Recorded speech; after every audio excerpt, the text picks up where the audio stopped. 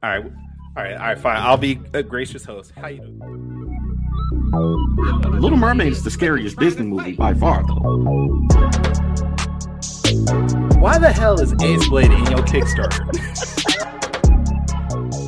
Some comics. I'm getting controversial today. We're gonna get controversial today with. My proudest moment is this interview and being able to talk to you two.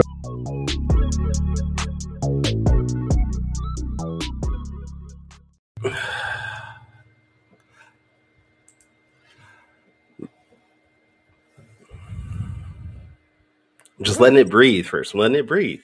Oh, I was about to say, what did I do?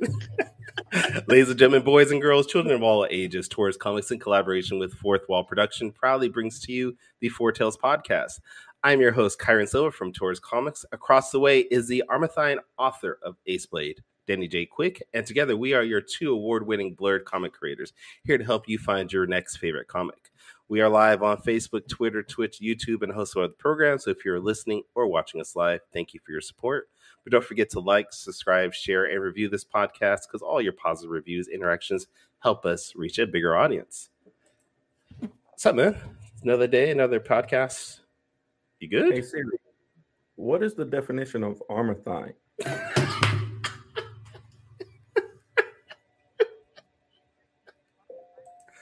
You don't know either.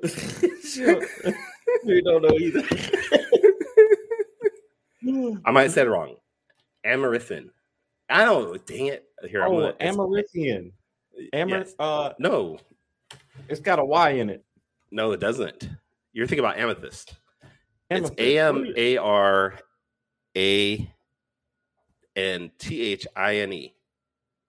It's A-N? AMARANTHINE.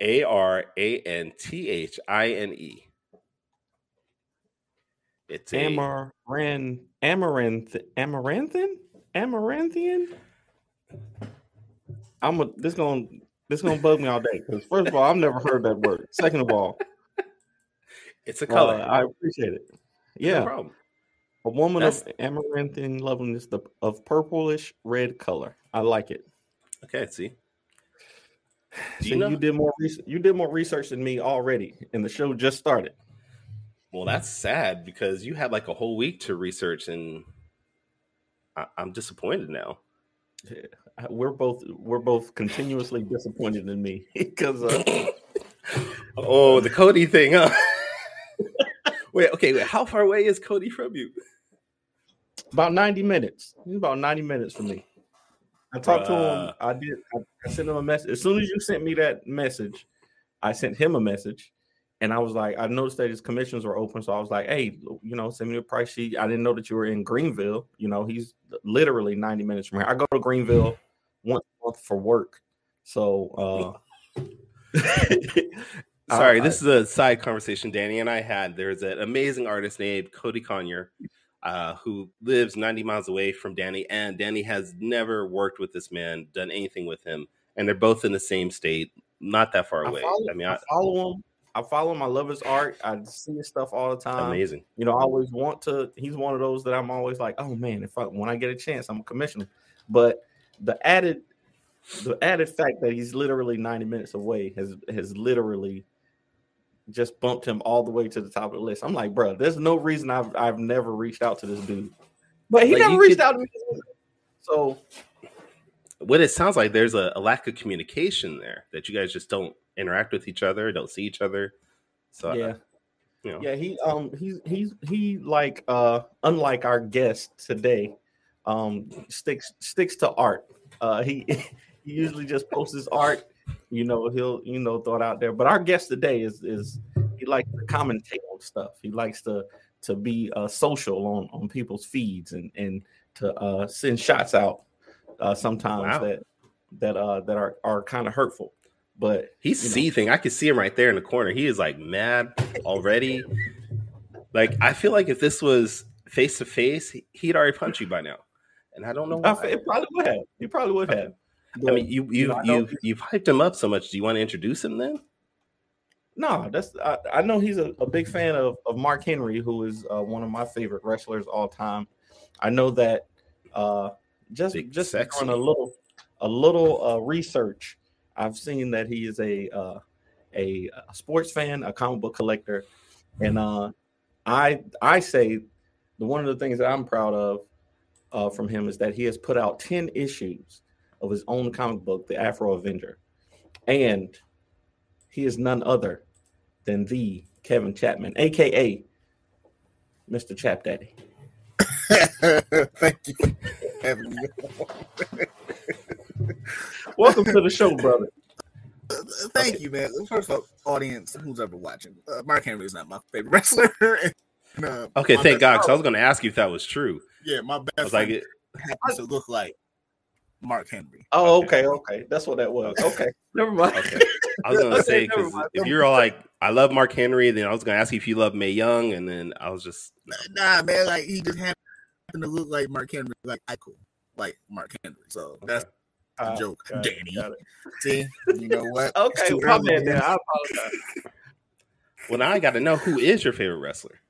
Because I'm a huge wrestling fan, so I want to know. Favorite wrestler of all time? I mean, I can go with the cop-out answer and say The Rock, but Sting, man, right after Afro came out, and he thought he was Crow Sting, like that. You couldn't tell me nothing about the Sting. Floating out of the rafters. Just coming down, had the bat in his hand, like dude, you talking about something you couldn't tell me nothing about Sting. That was wild. Was it? I'm so surprised he is still wrestling, and he's like 60. He was at at Raleigh Galaxy Con a couple weeks ago. He's on AEW right now. Yeah, definitely trying to get that check. Hey, he trying to get that check. Listen, people that still wrestle in their 60s get that first bill that they don't wrestle for. You know what I mean? and they know, like, I need to keep going. That's Ric Flair right there. He's what, almost 80, still wrestling. Right. He just had his last match. I'm like, come on, man. You had your last match 20 years ago. Come on. Why do you think Bret Favre played till he was almost like 97? You know what I mean? Like, he got that first cable bill thinking about retirement. He was like, nah, I'm cool. I think these dudes are just either not well paid or financially irresponsible. Like one of the both. Definitely financially irresponsible. Yeah. Both. Next question.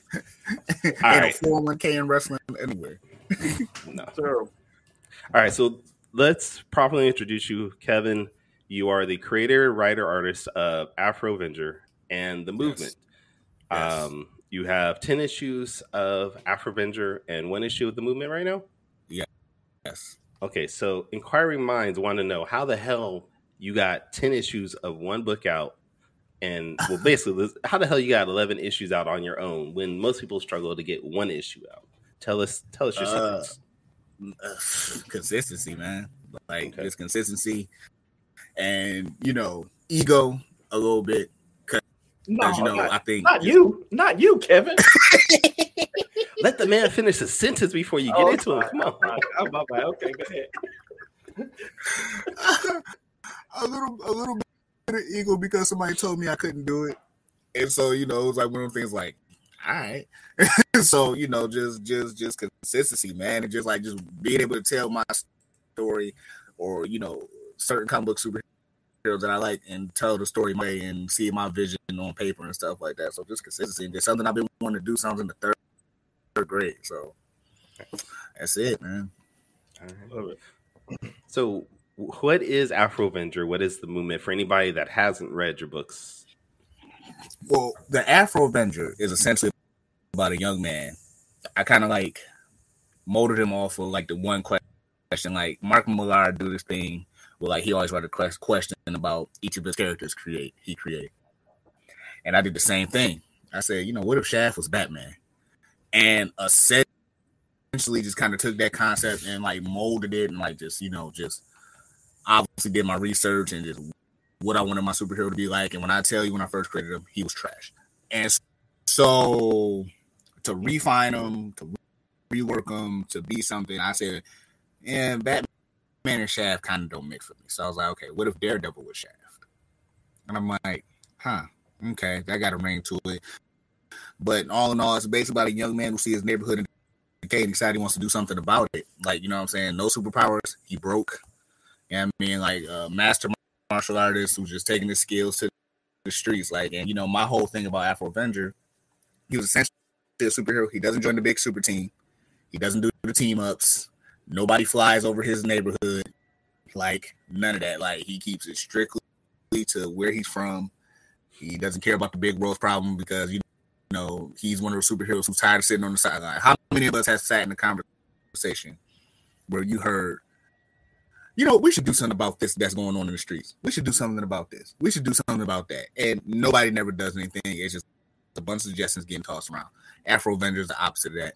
He decided to actually get up and do something. And as far as the movement goes, I read the X-Men my entire life, and I wanted to tell the story from a different perspective. Like, what if like a group of people had a group of superpowers and they were tired of becoming test subjects and prodded on and becoming weapons and stuff like that. Decide they want to just take their power, help people just like them by any means necessary. So that's definitely the short end version of, you know, both my stories. Nice.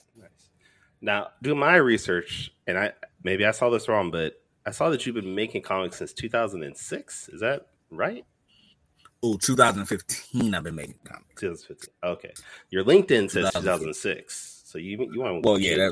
I mean, I lost my password to LinkedIn. We're not. I was about to say because I couldn't even get into. I saw the link for your LinkedIn, but I thought you had me blocked. I was like, what? See, he did have you blocked. That's the problem. You had me blocked even before you lost the password. Dang, bro. Man, listen, man. The moment I saw Danny, you know what I'm saying, shooting shots TikTok, you know what I'm saying, and twerking for Ace Blade, I said I would never block this man on anything. Wait, we need twerking for Ace Blade as a hashtag going forward. Twerking for Ace Blade. I said, you know what? This man is just like me. He's willing to do almost anything to sell his books. That's what Gotta do it. True. Man. All right. Well, since you've been doing things since 2015, what are some of the things that you've found that you've maybe made mistakes on that you've learned from in this past 7 years? My first 4 books being no script. It was just all ideas. I just wanted to let me get it out there. Let me do it this way. This kind of story I want to tell. Obviously, it shows in the first 4 books that, like, you know, like I was basically just going off of, oh, this will be cool. This will be cool. I gotta follow up with this. I gotta make sure it connects and stuff like that. And then I think, which is why me and Javon kind of clicked so well, it's just not teaming up with people.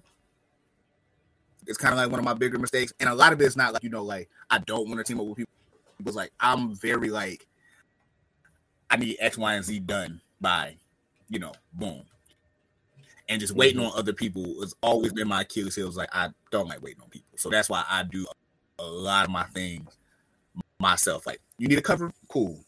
You want to like collab on like some promotional art? Dope. Like just working on books together was one of the things. Like I still want to meet somebody that, you know, I can collect. Like, hey, I want to get done by June. Let's get done by June. And that moving forward like that. But as far as that, it's like, I mean, like, and just, you know, my personal just delays pushing the book back, like when I don't want to, or if I have to, obviously financially I do everything myself. So it's like just pushing the book back. That's all. You know, it's just the life of a solo, you know, creator essentially. That's tough, man. That's one of the things that kind of makes me, even though, you know, we talk all the time about, you know, the pride that we take in being indie and being independent and how much of a hustle it is, but you feel like if you worked for, you know, one of the big two or Image or somebody like that who could, well, not necessarily Image, but you know, somebody who has, you know, editors on payroll, stuff, people who have like staff that are doing nothing but sitting and writing and drawing, that you can stay more on you know, you can stay more consistent. And but we see all the time that, you know, even Superman's book gets if Superman book can get delayed, anybody's book can get delayed. You know what I mean? Yeah. So that's one of the frustrations, man. Just and I'm with you. Like I like to. That's why I learned how to letter by myself. I learned how to, I learned how to do graphic design. I learned how to do as much of stuff as I could do on my own, so that I didn't have to depend on other people. But still, me, like now, right now, Ace Blade number 6, everything is done except for my part. Like I'm the only thing holding Ace Blade number 6 back from being done. Literally, it's just me. And because we've talked about, I'm in here trying to build this escape room. I'm trying to do this. I'm trying to do that. I just don't have the time to do it myself. So sometimes how do you get over that, that hesitancy to lean on other people? Because I could have paid Danny Cooper to do letters on this book. So, and it would be done by now. But just my pride, my ego of wanting to do it myself is getting in the way. So how do you find the balance between that and your hesitancy to work with other people? It's like, let me start by saying this. I'm no bigger than any indie creator out there, but I say that to say this. It's like, I would love to see like Danny. I would love to work with Danny.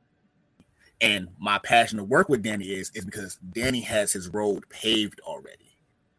So it's like us working together with commonality where like our balances of what we do will match versus somebody who I feel like only has half the work done.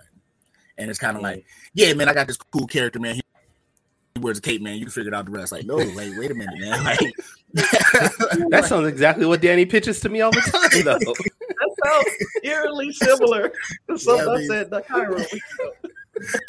So it's like, I definitely just like, like I need somebody like with a work ethic like mine. It's so tough. Like Javon is another person. Like I can see Javon and me and him just like where like he does things himself, and a lot of times he said because he broke. However, it's like don't let Javon fool you. Javon like, balling out there. Don't let Javon. Right, that's what I'm saying. However, it's just what I'm saying, and then you just got to build a relationship because like I can't.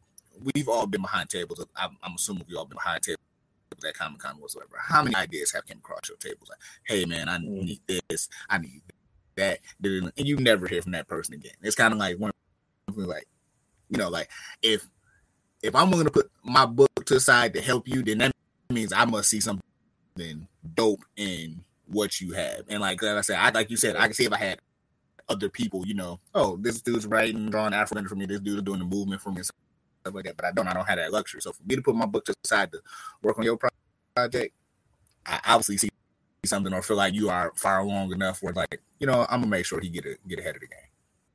Absolutely. So what's the biggest struggle that you've had over the years since you are producing everything on your own then? Is it just yourself or is it finances? Like it's myself.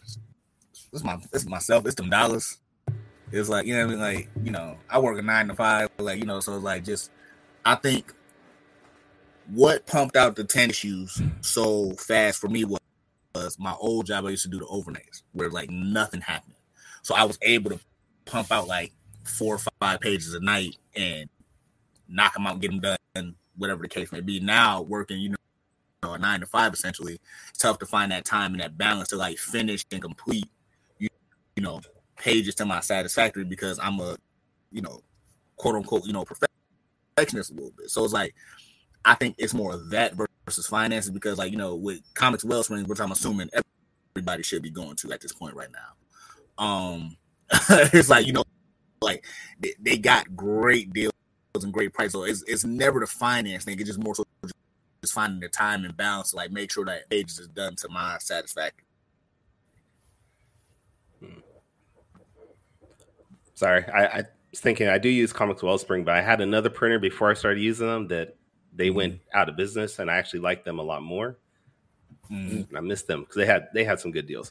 Anyways, now as a writer and artist, you basically can do anything you want on your book. Right. How many times as you're creating your book, though, do you think, man, this is dumb, I need to switch this up? Like, how often do you go back and just change something that you already have planned for that? Oh, I think I do it. Like I've had like plenty of covers where I did that, or I like ended the story was like, I guess I got to redo these last 5 pages because that's kind of. But I think the biggest change that if people ever get the book was Afro Avenger issue 5. Afro Avenger issue 5 was originally supposed to be a reunion book where like a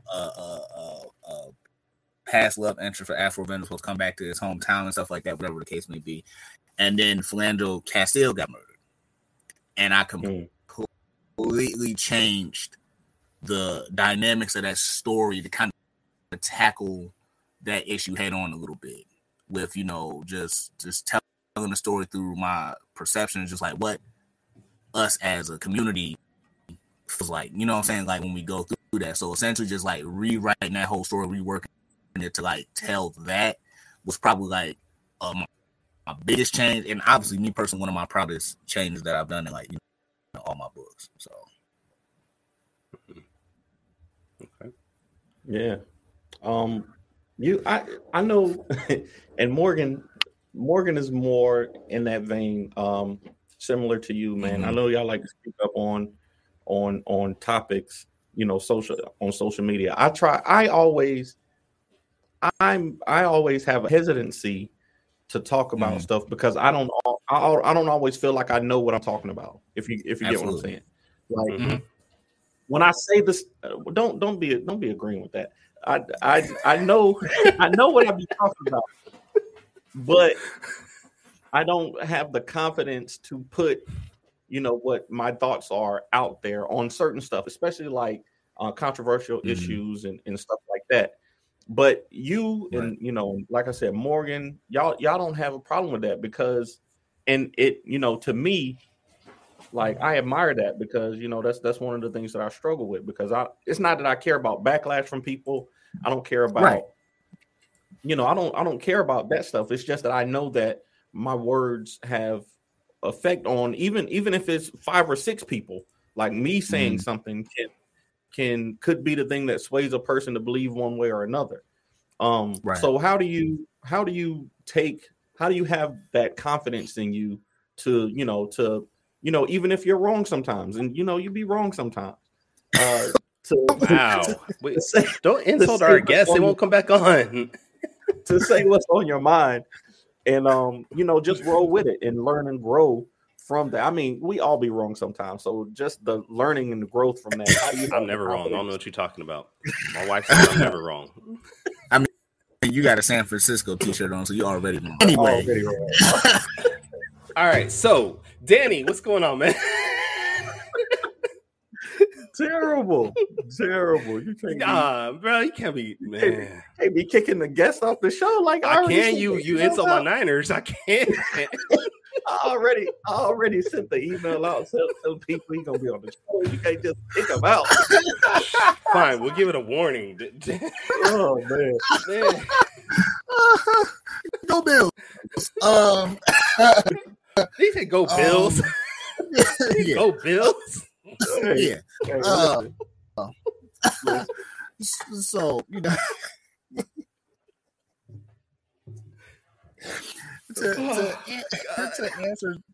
answer Danny's question, I think I just like I don't like because a lot of people say like I find this my duty. I don't find this my duty. I just feel like if I don't speak on it sometimes, it makes me feel like I'm part of the blind, which I don't want to be, I guess. And it's like it's not even like a fear stand on the side because like you, I don't care about the backlash or anything like that. It's just like I don't want to sit on the sideline and then type in my social media post hashtag Black Lives Matter. That just sounds goofy to me.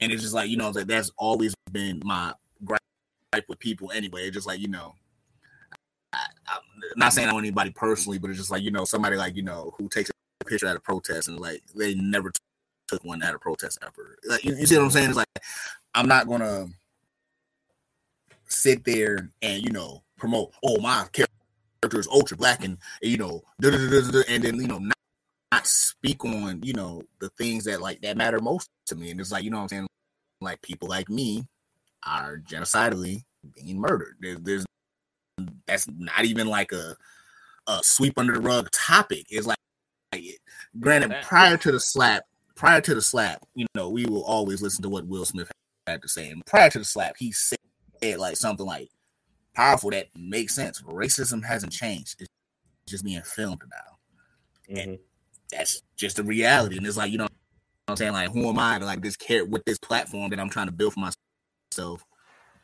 is, you know, saying like, you know, here's a powerful black character that's not gonna get in front of the reality of what we go through on in the world. Obviously, when people read comics, they want to get away from that, but it's like, if my character is based in reality, who happened to be African American, he just magically lives in the one neighborhood that doesn't have that.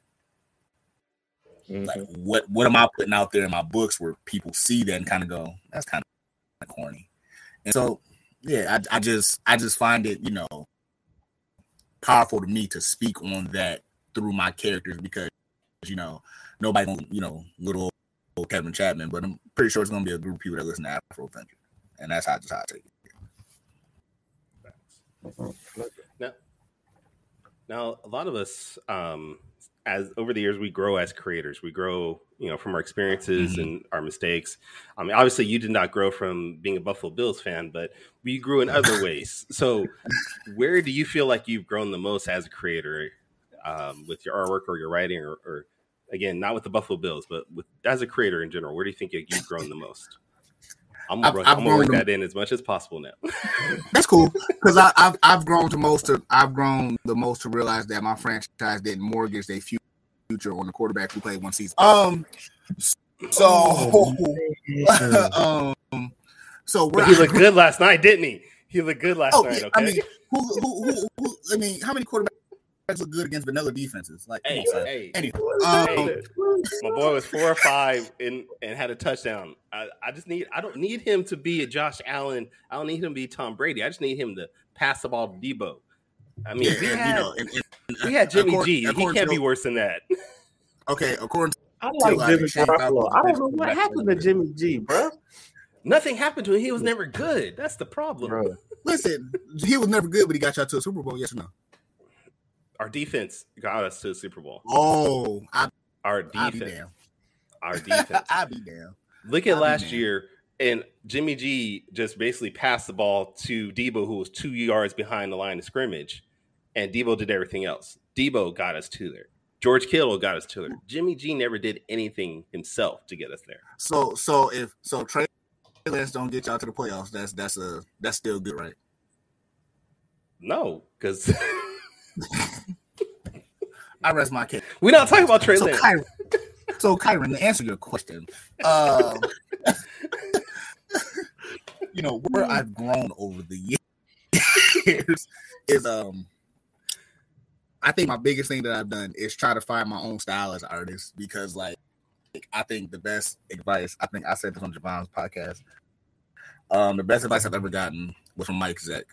If you don't know who Mike Zeck is, why you know into comic books. I showed him my portfolio. Danny's Googling Mike Zeck right now, just so you know. Danny is Googling Mike Zeck right now. I saw them fingers moving, but Mike Zeck, prolific, you know, Captain America artist, Punisher, and stuff like that. And I showed him my portfolio. Mind you, this is coming from a kid who grew up in the 90s where the style of Image Comics ruled the world. And so I showed him my portfolio. And he said, "This is great work. Can I ask you something?" I said, "What?" "What is your name?" I said, "Kevin Chapman." He said, "This is good. Do you want to be the next Jim Lee or the next Kevin Chapman?" And that right there stuck with me to like basically I was like, you know what? Find my own style, find my own growth, my own niche to what's comfortable for me, and try to learn along the way and become a better artist, better storyteller, like trying to write scripts and stuff like that, which is, I think this recently I put this on my Twitter, like I've never been so pissed off in my life when I found out each page of a script equals a minute. It's like, you know, like, yeah, it is like, you know, I'm like, oh, I got 30 pages. That's cool. And it's like, no. So, but yeah, just learning, absorbing, like reading Ace Blade and reading Heat, and reading like all the indies. Like, cause you know, my biggest thing is like, I know I talk a lot of trash, but I never want to kick nobody in the toes. It's like, hey, you got that for me, or boom, like, so just studying up on my all my companions and my competition. It's just like growing as an artist where it's like, where you look at Afro Avenger, you be like, okay, Kev, I see where you're going with that, or that's cool, or that's original and stuff like that. So yeah, it's just basically just being self-taught and being a sponge. Do you find yourself thinking one day you're going to have Afro Avenger or the movement as something like a TV show or a movie or even a cartoon series? A TV show more so than a movie, because like I think if Daredevil taught us anything, it's like the long format works. And I think it's one of those things that's like you know, I definitely want to see it as a TV show. I definitely want to see it like in bigger media and stuff like that. And it's just scary because man, handshakes don't mean nothing no more. Contracts don't mean nothing no more, man. You gotta think like you sell your, you know, prime example, Quibi. Everybody remember Quibi? Oh man, I shook hands, had a dinner meet with the people of Quibi in September, talking about they gonna give me a 4-episode, you know, miniseries shot. They shut down in December. They shut down, bro. I thought Quibi was gonna be it, bro. Go. I had some. Wasn't Trill League supposed to be on Quibi too? Yeah, Trill League, you know, 50 Cent, and I watched. I think Kevin Hart show was on there, and man, I remember thinking that was gonna be it. I don't know what happened with that. It just shut down. It just shut down. I got an email in the middle of December saying, like, you know, sorry, we can't continue anything further, and you know, good luck on your future endeavors. I'm like, bro, like, if y'all knew this, why had to deal with me? Like, you know what I mean? Like, I'm pretty sure you didn't get the email 48 hours ago and it was going to close. You knew this months in advance. So, but yeah, like, I definitely want to see it like on, you know, on the big screen one day. Okay. Yeah, I think we will. We will. All right. So, Kyrun, if you're ready, I'm ready. I'm ready. All right. So let's do some quick takes. And now a word from our sponsor. And now back to the show. Quick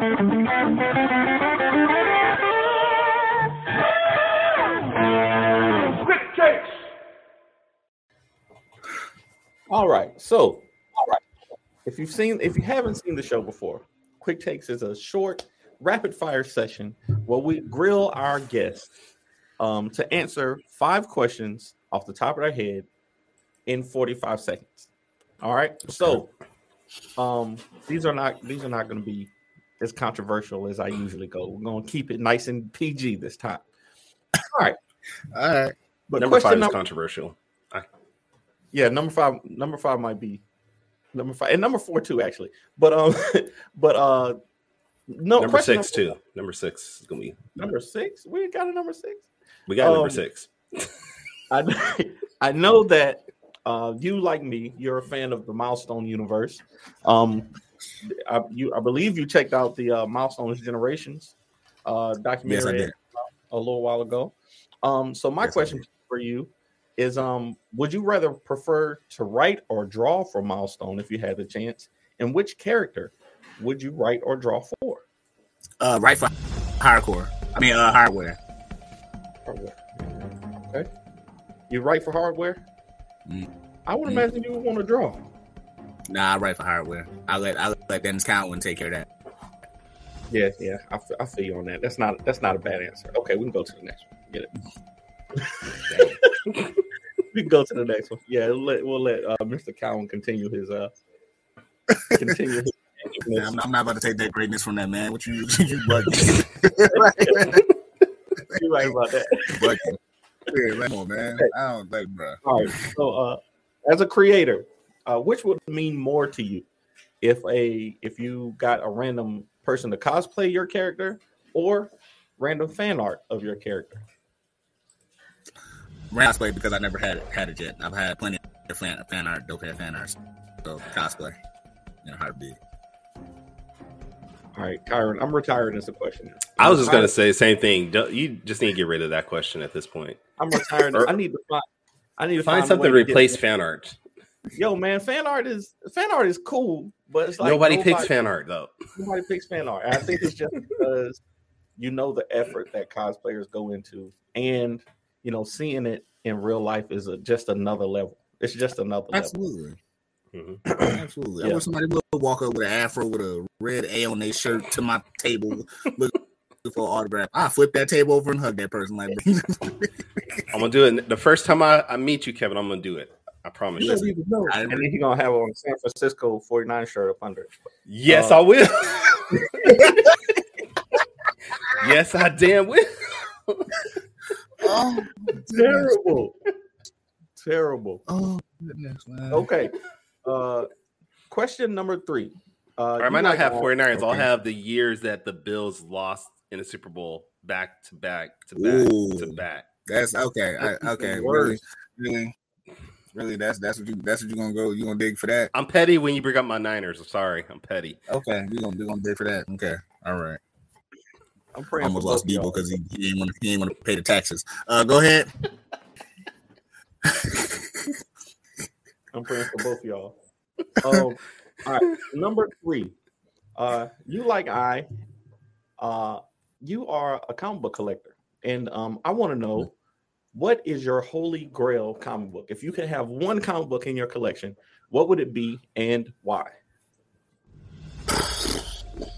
This might be my toughest one.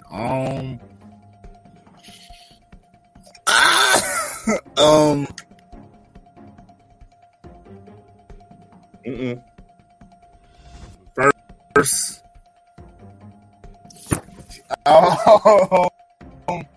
Come on now. 20 seconds. Autograph, first edition, Dark Knight Returns, Frank Miller. Oh, wow. Okay. All right. That's a good one. Why? But why? I know we're about to run over time, but why that one?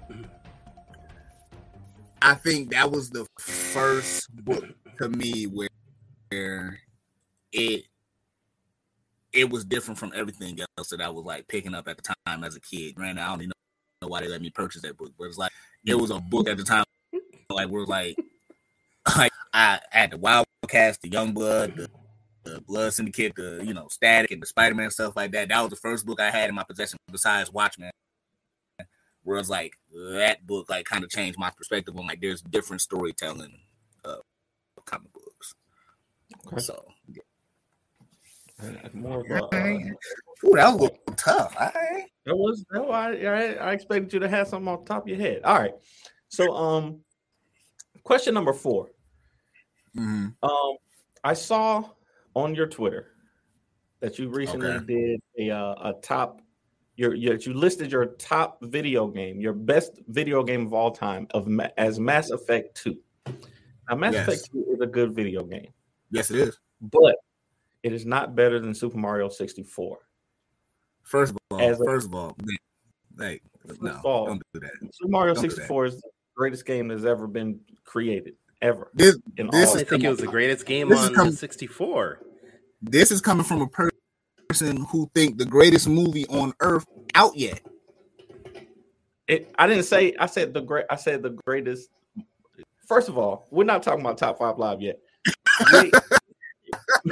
Yet. I said that he will act. The acting that he will put on in that movie will be one of his greatest performances. But tell me why you believe Mass Effect 2 is the greatest video game, and how would you make an Afro Avenger video game as great as that? 45 seconds? In 45 seconds. Mass Effect 2, man, is the greatest video game on earth because the lore, the story, the progress, the creativity that you put into it, the game time, the side missions, it is perfect all across the board. No matter what Danny J. Quick say.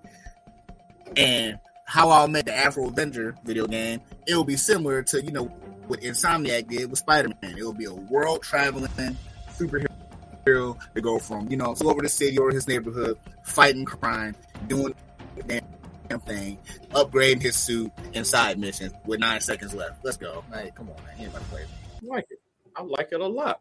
I like that a The lot. Spider-Man games is better than Super Mario, dude. I mean, come on. Stop it. Super is. Mario 64 is the most groundbreaking. There would be no video games today would not exist without that game. First of all, second of all, you can play a game anytime. Okay, wait. Well, Oh, I get that. No. I got this, Kyron. I know this is your show. I got this. So Tag. There you go. Mario 64. That game doesn't come out. It doesn't change video games today. Is what you're saying? Yes. Yes or no? Yes, that's what I'm saying. The impact that game had. The impact that game had. Yeah, go ahead. Forget Street Fighter. Forget GoldenEye. Forget just Sonic. Genres. Just forget genres. Sega Channel. Just genres. Bro. If it was not for Tony Hawk Pro Skater is better than Super Mario 64. That terrible controller. Having that 3D, the thumb. If it wasn't for this, I want to play the game because of that controller. Dude, I'm not about to have you blast all these other games because you was able to work a controller the first time in your life. If it wasn't for that 3D, if that game did not work with that 3D environment and this thumb thing, the modern video game would not exist, bro. I'm telling you, the success. Remember, Kevin, this is the man that says The Last Dragon is one of the greatest films of all time. So no, I said it's a perfect film. I didn't say it's one of the greatest of all time. No, you've said that to me. It's one. It might be. It might be top 10 all time. Hold on, because I told myself I wasn't gonna get this riled up this early. I will always respect your decision. No, I won't. The Last Dragon will never be the most perfect film in anything. It is a perfect film from beginning to end. It is a perfect film. I think in the Ace Blade universe, it won like an Oscar, didn't it? Oh man, can't make that happen. Don't do that. We'll be seeing that promotional art everywhere. Like, bro, I can make that canon. Every cover has basically been an homage to The Last Dragon. I don't know what you're talking about. And what's wrong with that? See? Okay. Question 5. No, it's not the last question. It's not the last question. It's not supposed to take this long. So, question 5. And this is the most important one. Okay. As you know, we do another show called Top 5 Live. So, for quick takes, I always have our guests do a top 5. I want to know, who are your top 5 comic book artists, greatest comic book artists of all time? Go. Jim Lee, John Romita Jr., Jack Kirby, Todd McFarlane.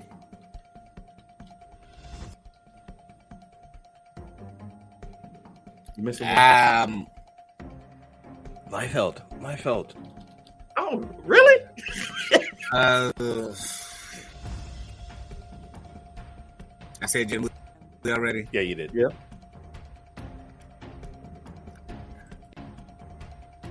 Things count. Greg Capullo. I can't. Okay. Greg Capullo. Oh, God, what is wrong with my friends? Dan Bethel in the chat talking about Last Dragon is Dan near. God damn. Hey, it is. Dan, no. Don't feel bad. He only doing that because his name is Dan, so they match names. So they get to agree on. Us Dan's got to stick together. Dan's also said that he doesn't like Ghostbusters 2, though. So was that okay. Stay Puft? To be fair, no. Hold on. Wait a minute. To be fair, when you got to follow the first Ghostbusters, come on, man. But to say you don't like it. Okay, I don't know if I ever seen the second Ghostbusters. Part 2 was when they made the Statue of Liberty come to life.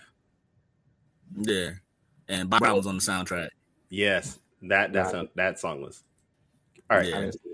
Anyways, question 6. Oh, okay. And I've been mean to you talking about your Bills, so I want to be nice. As a football fan, a Buffalo Bills fan, I want to know your top 5 favorite 49ers players. Joe Montana. What? The? He spits hot fire like Joe Montana 5 times. Like, it's pretty much fire. No, it's pretty much fire. Hot fire. You know what? Elvis Durback. Wow. Whoa. What? Wow.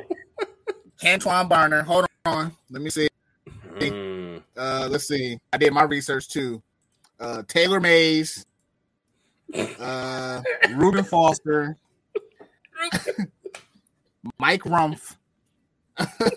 LaMichael James. Hey, Mike Rumpf could play though. Tank Carradine. Bro, you just Tank Carradine could go. Tank Carradine used to go. Making up names now. No, he's not. Tank Carradine's a real player. Jamie Winborn, man. Okay, yeah. AJ Jenkins. I can keep going. AJ had potential, but he keep going. I keep going. You know, JJ Stokes. JJ Stokes was great. That's how I know you're a fan. Him and T.O. AJ Jenkins had potential, but he just couldn't get out of his own head. Joe Montana, Jerry, of course. Yeah. Okay. Roger Craig. Okay. You know, Charles Haley, Ronnie Lott. Yeah. See, whatever. There you go. That wasn't that bad, was it? That wasn't that bad. A bunch of dudes that was hot in the 80s. 49ers ain't been great since, Colin Kaepernick. You could have just threw Colin Kaepernick in there just because, but when's the last time the Bills went to the Super Bowl? When the last time the 49ers went deep in the playoffs? Just last year. One game away from the Super Bowl. No matter, y'all still lost to the And the year before that, when we were in the Super Bowl, what? Y'all lost. You still lost to the Patriots. Doesn't matter. We didn't. Doesn't matter. When was the last? How many times have y'all lost to the Patriots? Tomato. You bring the bowl stuff. A lot of teams have lost. You bring the bowl stuff. So you bringing the bowl stuff. That's true. All right. We get a quarterback to throw for 3,000 yards. God, Trey Lance this year is going to throw for 3,000 yards. Watch. Okay. Watch. I would love to see that. I would love to see Trey Lance throw for 3,000. Watch. All right. Okay.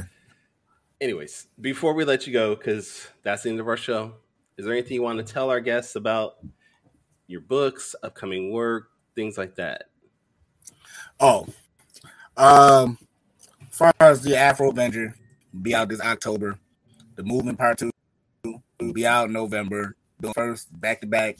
Both those books will be out back-to-back. Check me out at Mr. Chap Daddy on IG. And, for Danny, since he took it easy, I'm writing this new story about Afro Avenger's #1 fan. And, hold on, can y'all see that? Is my screen too bright? Hold on, my screen too bright. Hold on. Too bright. Afro Avenger #1 fan, Nice. Wow. Wow. So what? The Ace Avenger. Be on the lookout. You know what? Be on the lookout for the kickboxer who didn't know his fights was fixed. Be on the lookout for that. Also be on the lookout for the actual Mike Tyson show that's coming out this month, not the fictitious movie by Jay Fox that's coming out never. Follow me, Mr. Chap Daddy on IG, Mr. Chap Daddy on Twitter. Follow me on Facebook. Mike Tyson said not to watch that show. First of all, Mike Tyson says a lot of things. He's been punched in the head 2,000 times. Mike Tyson said they stole his story and they did not have permission to make it. First of all, it's Mike Tyson. Mike Tyson did a mystery show with a ghost as a cartoon. Like, we're not about to question what Mike Tyson does. We really need to talk about how Mike Tyson. We really need to talk about how Mike Tyson revitalized his career in acting. Bro, after not being in a fight for 20 years. Well, he fought Roy Jones in we not exhibition. I am. He tried to kill Roy Jones. Are we going to talk about the Logan Paul and Money fight too? Then I mean, do we count that as an actual fight? Let me tell you something. Them checks cleared. Okay. Let me tell you something. If that check clear, Logan Paul about to hit Floyd Mayweather with the most technician uppercut in boxing history. Period. Floyd better not lose to this man. I promise you. First it was Nate Robinson, then it was Tyson Woodley. Like, I'm tired of people telling me they're gonna knock out Logan Paul for the culture. Like, dude. Just getting now he going into wrestling. That's crazy. I ain't gonna front, like, his WrestleMania entrance was dope as hell. I ain't gonna sit up here and lie to nobody. that entrance was fire. I ain't gonna sit up here and lie to nobody. All right, I'll give him that. All right, Danny, where can we find you at? I gotta hit you with something real quick. All right, as a graphic designer, I hate your logo. I hate your logo. Okay, you hate my logo? I hate the Afro Avenger logo. That's cool. To be honest with you, I said to myself, if I ever had the chance, I was gonna make you something, and I did. Okay, so I put together a little logo for Afro Avenger. And Kyrun, do you got it?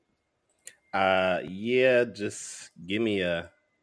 I forget how to do this. Hold on, I'm just gonna share. I'm gonna share my. I got it. Okay. I got it. And this is from me to you because I respect you so much. Legit. Anytime you need it, anytime you need, a logo or any design or anything like that, let me know. This isn't the end goal, but I'm telling you, I'm willing to do a logo for you. So just to show my gratitude for you supporting all these years, and always coming with the comedy. I want to do a Afro Avenger logo for you, and just hit me up. You know what? That's nice, Danny. I appreciate it. Terrible. I like this. I also like this because it's red and gold. I love that. I love that. I mean, like, I wasn't gonna say nothing. We can change the colors. We can change the colors. No, you're not changing that color. I had to color. I've been drawing Afro since 2010. I just had to look off did he ever wear gold?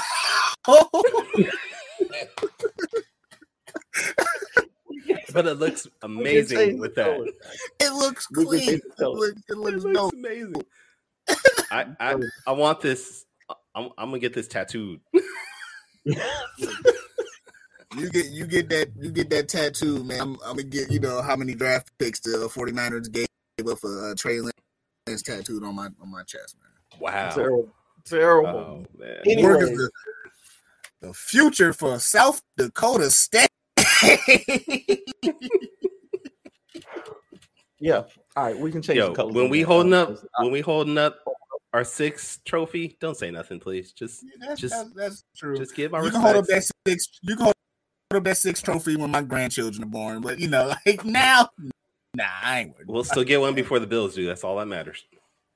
Listen, the Raiders, who don't even exist no more, got a better chance of winning the Super Bowl than the San Francisco 49ers.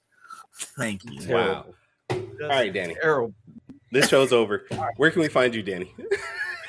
I'm done with him. If you want to find me, the best place to look is our website, fourthwallpros.com.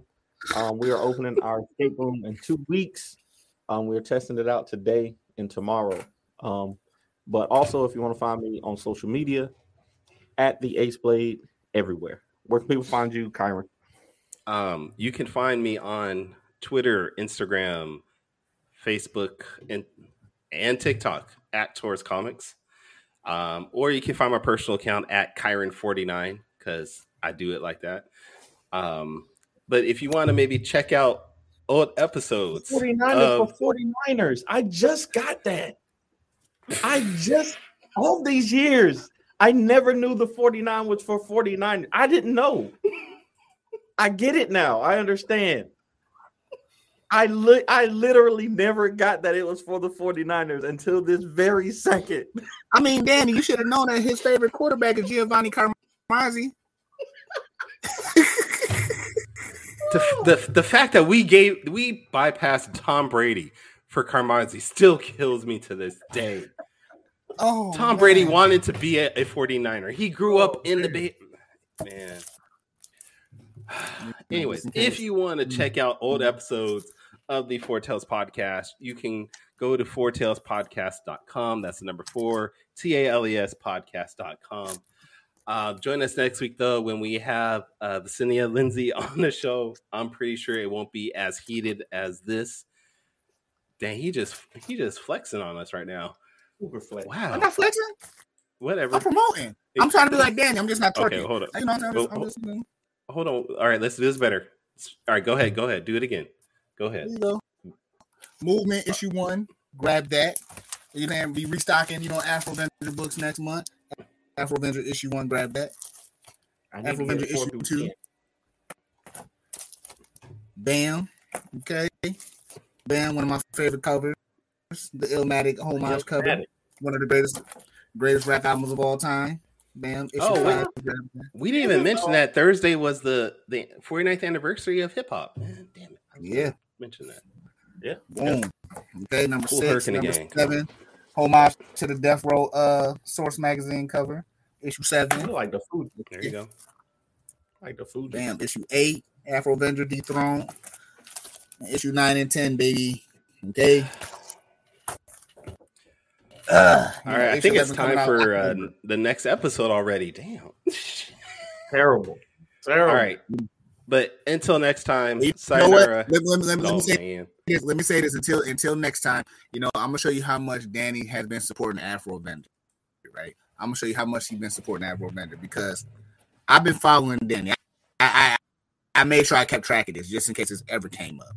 I've been following the Ace Blade since November of 2021. This man just followed me this morning because I was joining the podcast. I didn't know that I wasn't following you on Instagram. I don't use Instagram. I do not use Instagram. All right, y'all. We'll see y'all next week. Hey, when you edit it, cut that last part out. All right, sayonara, goodbye, and please take care of yourselves.